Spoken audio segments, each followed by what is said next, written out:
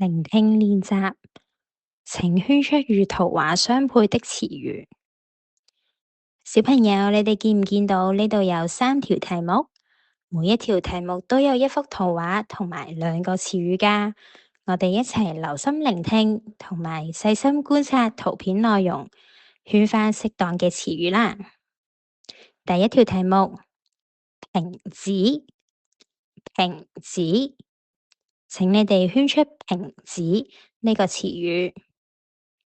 第二條題目，餐具，餐具。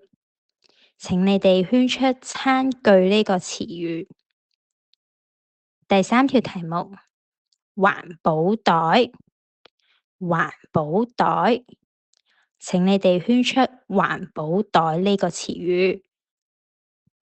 小朋友都做得好好啊！呢一部分嘅聆聽練習已經完成啦，請你哋繼續做埋餘下嘅練習啦。